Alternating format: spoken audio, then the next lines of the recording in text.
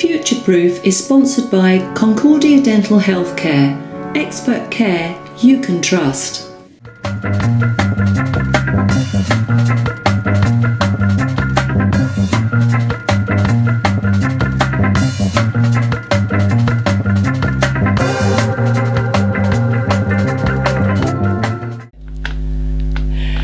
Hello and welcome.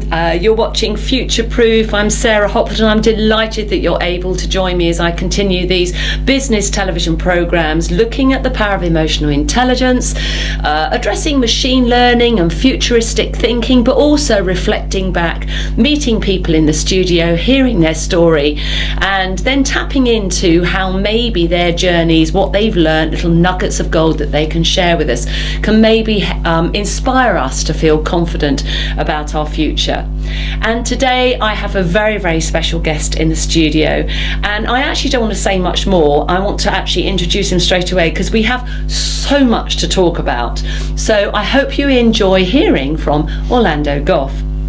Orlando, thank you so much for joining me. Pleasure. Fantastic having you here.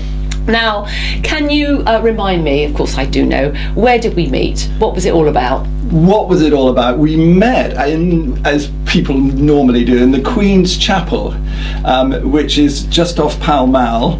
As you go into the Mall itself, good place to meet, I think. Yes. If you're choosing a place to meet, pretty perfect. And the reason was pretty weird.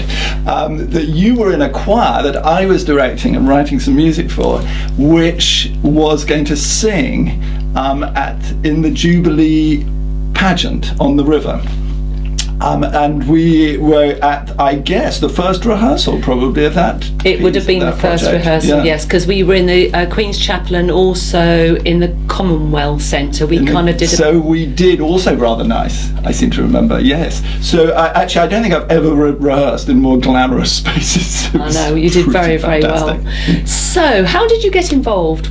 How were you drawn in? Because we did actually sing on the River Thames, but it didn't quite work out as we'd hoped. No, I mean it was kind of magnificent, and it was extremely English because it rained, and it rained harder than I've ever known rain to rain in my life. It was like a kind of monsoon, and this beautiful, beautiful regatta pageant started, and these gorgeous, gorgeous boats going down the Thames, and there was us standing on the top of ours, singing away, and it was just unbelievably wet. I remember actually that the water kind of went down the back of my suit. I don't know how it got down there, but anyway, it was like a kind of torrential thing coming out of the bottom of my trousers, and I don't think I've ever been so wet in my life. No, I know, and I remember opening my mouth, as you do, just to breathe to sing, and it would literally fill with water. And I had layers and layers on, soaked the instruments. What were some of the instruments we had that were gurgling in the water, weren't they? Just like a drain pipe. I'd forgotten about that. Yeah. Bagpipes, I seem to remember. Yes. Not probably the best instrument to play in the rain, although actually the bagpipe player must be very used to it raining. Yeah, I mean, of course, Scotland. Yes. Highlands of Scotland. So he was probably fine, actually. Yes. But it's hard. It's hard singing in torrential rain. Well, you were with Mary King. You did incredibly well. When I say it didn't quite work out, we're not gonna sit on this, are we? Because we're not bitter and twisted. Far from it. No. It was also really good fun, and actually it sounded great. I was really pleased by the whole thing. But the BBC missed us off their coverage, is what I'm referring to. That was outrageous. Yes, I don't know what they were thinking about. I mean, there were quite a few boats in this pageant, like about 150 or something, and they did rather skip us out. They did rather. When you think of the planning, the commissioning, the work, we must have had 10, 16 rehearsals. We had loads. I was up to London loads of times. Yes, absolutely. Because we had to learn it all from memory, by the way. Yeah, quite right. And I must say I wasn't so upset about that because it was really a live event in my mind. It was being filmed, but it was really an amazing live event. Yeah, and of course we were very, very much part of that. Yeah. So I like live events, and I like the chaos of live events. I like the unpredictability of it. Otherwise, of course, I wouldn't and do stuff like that, because it's going to be unpredictable. Yeah, and thank goodness it was from memory, because no music would have survived any of that. That's absolutely true. How were you involved? Were you asked? Were you invited to put your name forward? I was asked.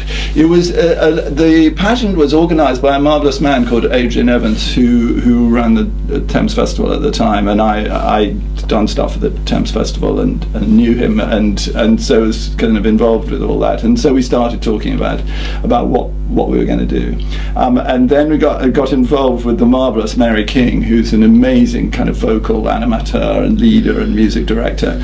Who I'd also worked with a lot before, and we started to plan this. I'd actually done a couple of events on the Thames before with people singing. Right. And so I was kind of familiar with the territory. Yeah. Although you can never be familiar enough with an outdoor piece, so much can go wrong that however much experience you've had, you're always going to be surprised. Yeah. But some might say, what's this got to do with future-proofing? I think the attitude of being ready for anything, being light on your feet, laughing at it, and just being game, bring it on, we will be okay, whatever happens, is very much the way we need to be thinking moving forward. It is an uncertain world. We are going to be caught off. You can't plan for everything. But if we think light on our feet and effective, then we will be okay. That's a very good lesson to learn from it, actually. I mean, I work a lot, actually, outdoors in site-specific kind of pieces, working with amateur singers a lot, and I love this kind of work because it's kind of glorious in a musical sense, but also glorious in a social sense. Yes. So that there's a great sense of collaboration and doing something together that you wouldn't normally do. And I don't think anybody who was there that day would ever forget it. No.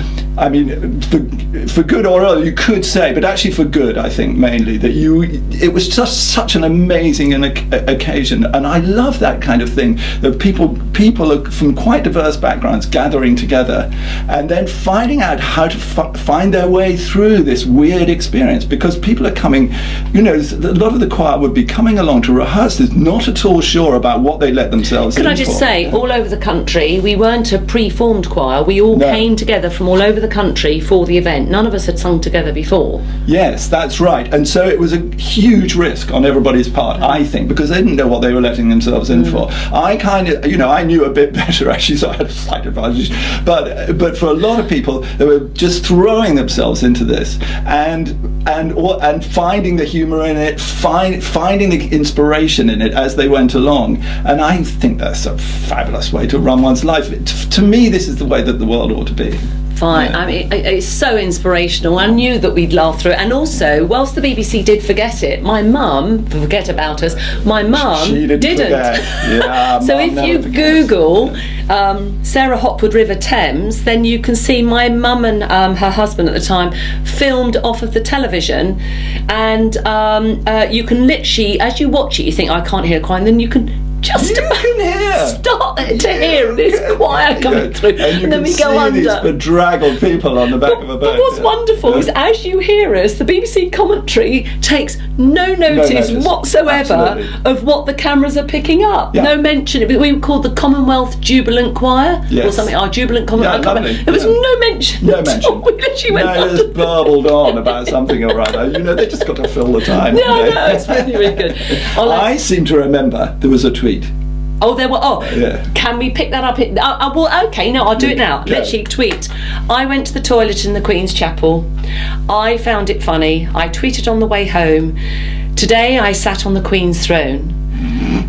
Well, the Queen must have used the vestry loo at some point. Does that make me a princess? I giggled like mad, thought it would go nowhere, and the next time I turned up for rehearsal, security, I could almost see them with a pen. That's her. Yeah, be careful. Stay with me, Orlando. We want to hear more about your musical history, so thank you very much. Very good. See you just after the break. Hear what Orlando's got to say about his career and how he got where he is today.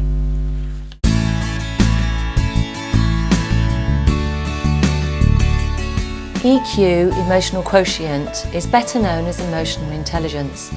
It is a tangible tool that can sit alongside your services or your product, and it can be taught. Leaders with high EQ have less stress, they're more effective, and they earn more money.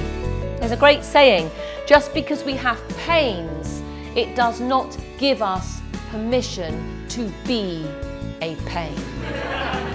I believe that teaching emotional intelligence has a direct impact on your sense of success and your net profits. EQ will empower you and your workforce to drive the change that you want. Change brings transition. EQ can help unpack what's holding you back and speed up that period of transition.